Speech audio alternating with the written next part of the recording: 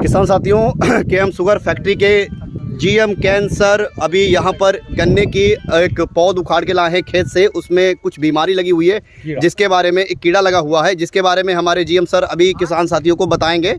तो थोड़ा ध्यान से सुनिएगा, बहुत ही फ़ायदेमंद ये चीज़ है जो जानकारी सर देने जा रहे हैं। तो सर प्लीज़ आप बताइए इसके बारे में। किसान भाइयों नमस्कार।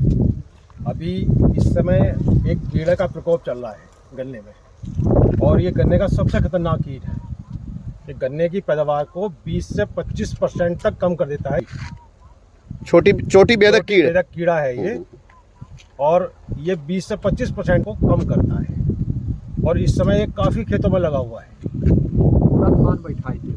पूरा थान बैठा देता है। इसकी जो खास पहचान है, आप देखिए, चोटी बेधक कीड़ा, और जो यहाँ की भाषा में बोलते हैं इसको पुनगाद बोलते हैं।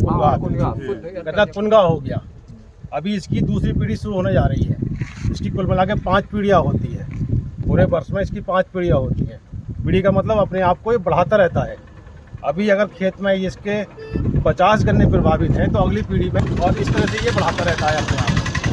इसकी जो इस समय खास पहचान है, चोटी बेधक कीड़ा जो है, इसकी जो पहचान है, जो मेन इसका बढ़वार बिंदु है, वो आप देखिए इस समय खत्म हो गया। जो इसका जहाँ से गन्ना बढ़ता है, चूँकि चोटी बेधक नाम है इसका, तो चोटी को ही भेद देता है, चोटी को ही खत्म कर देता है, चोटी को काट देता है।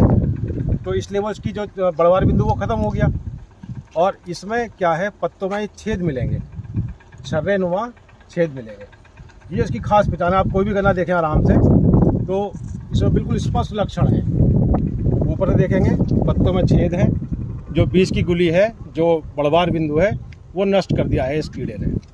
अगर ऐसा है तो समझ लीजिए खेत में आपके चोटी बेधक कीड़े का प्रकोप ठीक ठाक है। और इसका इस समय वृद्धि काफ़ी खेतों में, सब खेतों में मिलेगा। वैरायटी भी कोई इशू नहीं है कि 38 में मिलेगा या किसी में मिलेगा, ये हर वैरायटी में मिलेगा।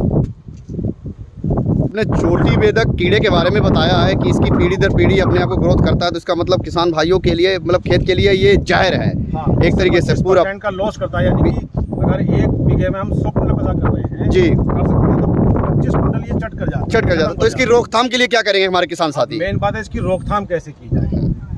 पहचान मैंने बताई आपको। इस समय इसकी सबसे अच्छी पहचान है, जो भी प्रभावित किले हैं, जो प्रभावित गन्ने हैं, उसको बिल्कुल जड़ से काटिए, जमीन के सतह से काटिए, और काट के निकाल के पशु को चारे में इस्तेमाल कराइए। पहला इलाज, ये सबसे बेस्ट इलाज है, ये मैकेनिकल इलाज है।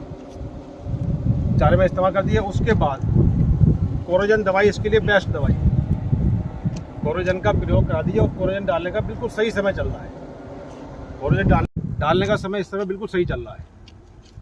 150 ml की शीशी 1 एकड़ के लिए पर्याप्त होती है। जो आपका फुहारा है उसमें करना क्या है, सिंपली 1 शीशी लीजिए, 27 मग्गे पानी 1 बाल्टी में डाल दीजिए। उसमें वो दवाई डाल के 150 ml की शीशी घोल दीजिए। ठीक है जी।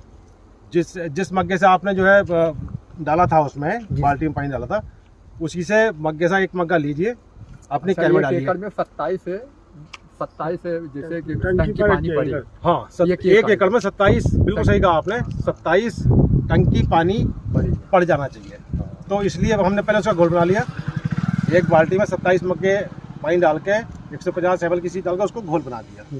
उसी मग्गे से आप डालिए अपनी कैन में पानी भर के, और उसका जो आगे का फुहारा है वो निकाल दीजिए, मोटी धार बन जाएगी।